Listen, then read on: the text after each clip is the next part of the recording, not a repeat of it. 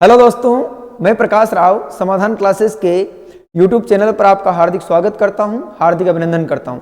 दोस्तों, अपन इतिहास की महाकुंभ सीरीज में जो है क्लास 8 पर आज चर्चा करने वाले हैं, जिसमें अपन पढ़ेंगे राजपूतों की उत्पत्ति के सिद्धांत। तो यहाँ पर मैं आपको सामान्यतः राजपूत उत्पत्ति के सिद्धांतों पर को पढ़ाने वाला हूं, लेकिन अपन जब राजवंश प्रारंभ करेंगे तो एक एक राजवंश के जो उत्पत्ति के अलग अलग सिद्धांत रहे हैं उन पर भी अपन चर्चा करेंगे। ठीक है ना। तो आइए मेरे साथ अपन क्लास को शुरुआत करते हैं, लेकिन क्लास को शुरू होने से पहले आप एक बार चैनल को सब्सक्राइब कर लीजिए और क्लास को लाइक कर दीजिए और क्लास को शेयर कर दीजिए, जिससे कि जितने भी राजस्थान के प्रतिभागी है, तैयारी करने वाले हैं, उनको इस क्लास का लाभ मिल सके। चलो शुरुआत करते हैं अपन।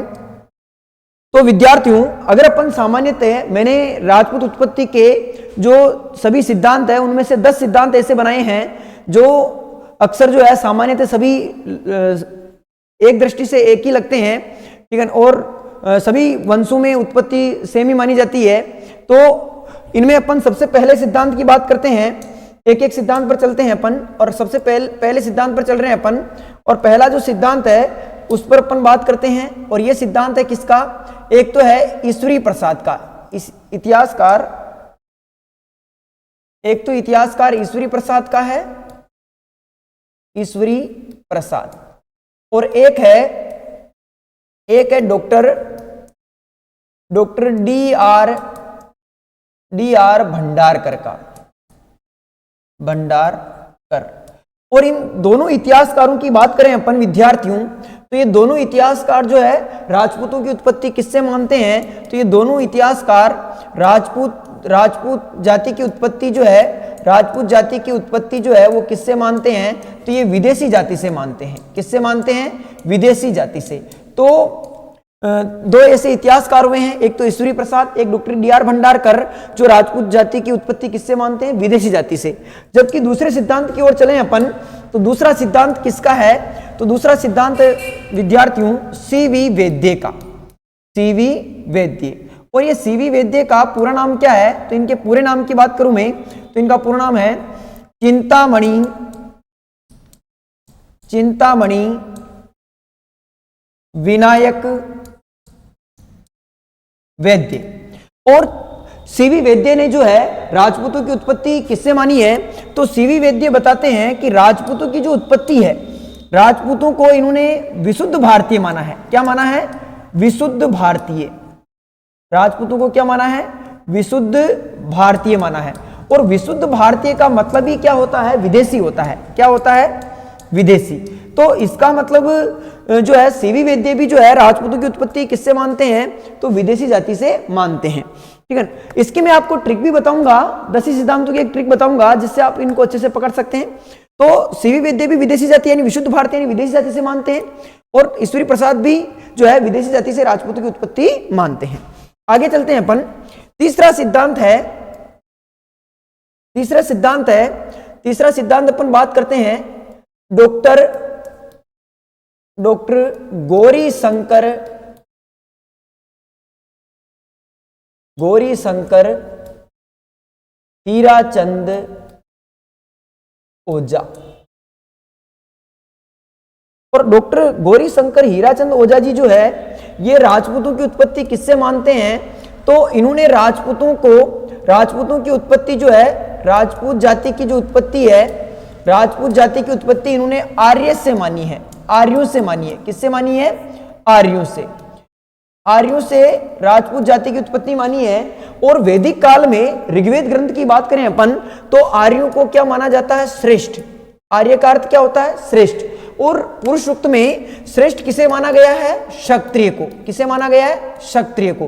तो अगर अपन बात करें तो गौरी शंकर हीराचंद ओझा जी ने राजस्थान के जितने भी राजपूत वंश हुए हैं उन सबकी उत्पत्ति किससे मानी है? क्षत्रिय से मानी है। किससे मानी है? क्षत्रिय से मानी है।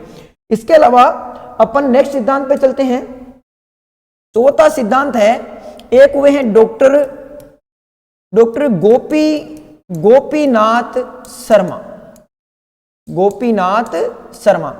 और ये जो गोपीनाथ शर्मा है ये राजपूतों की उत्पत्ति किससे मानते हैं? तो गोपीनाथ शर्मा राजपूतों की उत्पत्ति मानते हैं राजपूतों की उत्पत्ति जो है वो किससे मानते हैं? ब्राह्मण जाति से मानते हैं। किससे मानते हैं? ब्राह्मण जाति से मानते हैं। ठीक है। और पांचवें सिद्धांत की ओर चलें अपन, तो पांचवा सिद्धांत है आपके, पांचवा सिद्धांत है वो है डॉक्टर दशरथ शर्मा। और डॉक्टर दशरथ शर्मा ने जो राजपूतों की उत्पत्ति है, राजपूत जाति की जो उत्पत्ति है वो किससे मानी है? तो चंद्रवंशीय ब्राह्मणों से। किससे मानी है?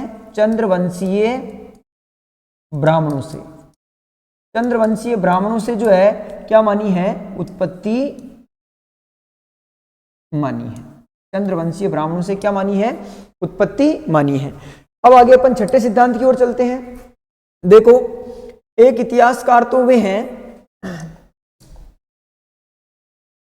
एक इतिहासकार वे हैं जिनका नाम है नयन चंद्र सूरी। नयन चंद्र सूरी। और इन्होंने एक ग्रंथ लिखा है, इस ग्रंथ का नाम है हमीर महाकाव्य। कौन सा ग्रंथ लिखा है? हमीर महाकाव्य।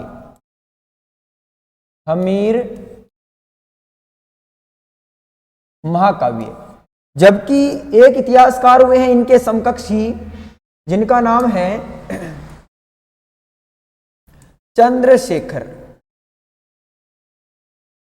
चंद्रशेखर। और इन्होंने ग्रंथ लिखा है जिसका नाम है हमीर हट। हमीर हट। ये दोनों ग्रंथों के अनुसार इन दोनों इतिहासकारों ने राजपूतों की जो उत्पत्ति है वो किससे बताई है? इन दोनों के अनुसार जो है राजपूत जाति की जो उत्पत्ति है, राजपूत जाति की उत्पत्ति जो है वो सूर्यवंश से मानी है। किससे मानी है? सूर्यवंश से। तो इसका मतलब राजपूतों की उत्पत्ति सूर्यवंश से बताने वाले इतिहासकार कौन हुए हैं? तो नयन चंद्र सूरी और चंद्रशेखर। आगे चलते हैं। इसके बाद में एक सिद्धांत है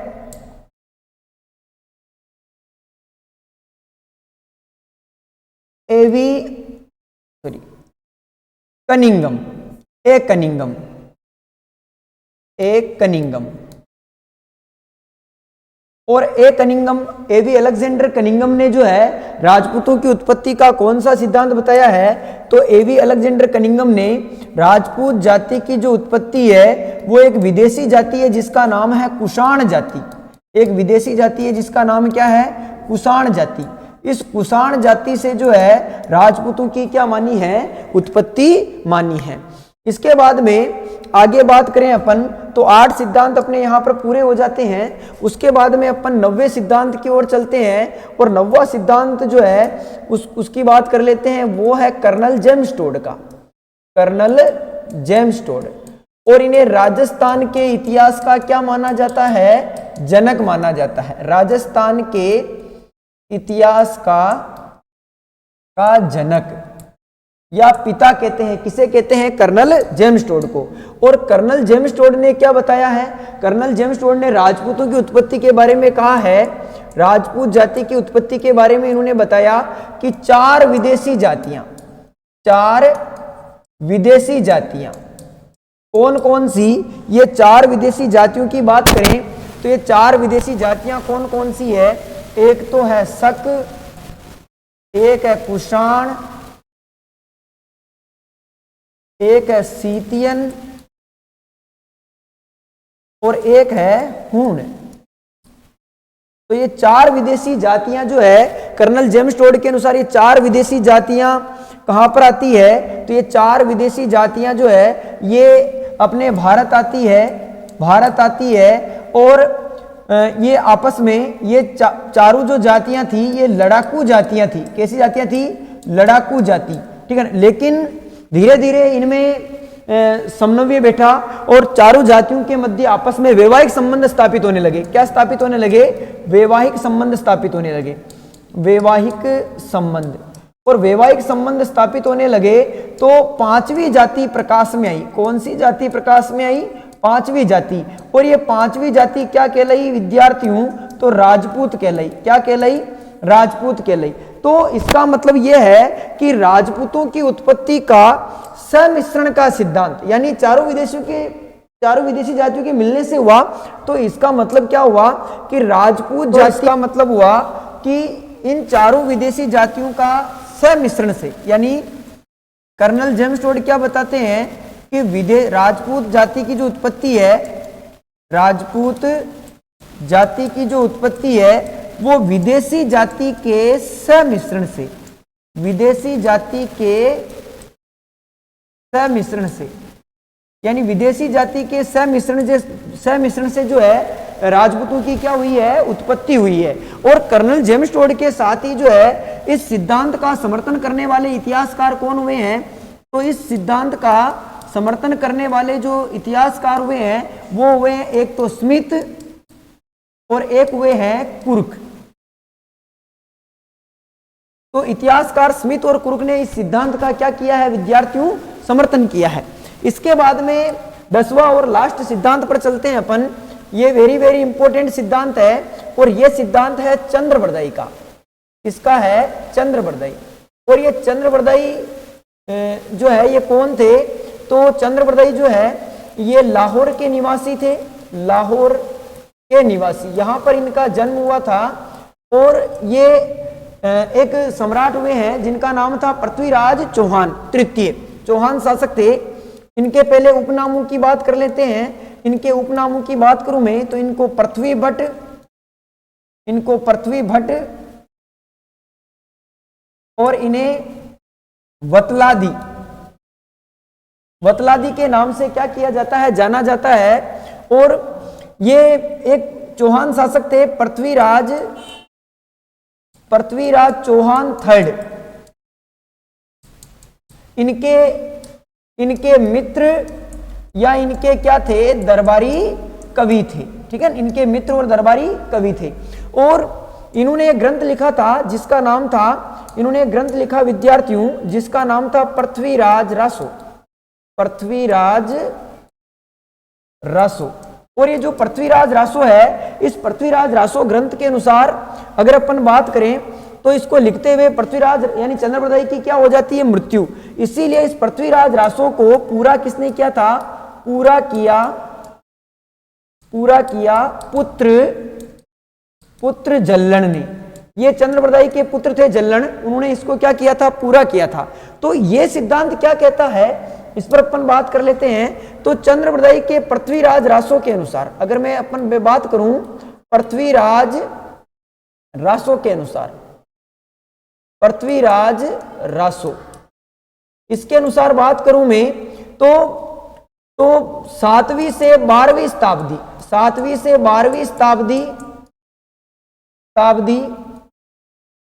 शताब्दी में अरबी आक्रमणों का, अरबी यानी तुर्क भी आ सकता है, तो अरबी या तुर्क आक्रमणों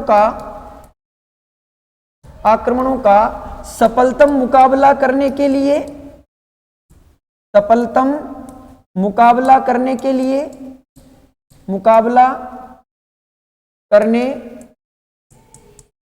लिए और राक्षसों के संहार, यानी राक्षसों को मारने के लिए, संहार का मतलब मारने के लिए, राक्षसों को संहार करने के लिए, इधर लिख देता हूं मैं, करने के लिए, राक्षसों का संहार करने के लिए ये अपना राजस्थान है। और राजस्थान के अंदर एक स्थान पड़ता है जिसका नाम क्या है, माउंट आबू सिरोही। कौन सा है, माउंट आबू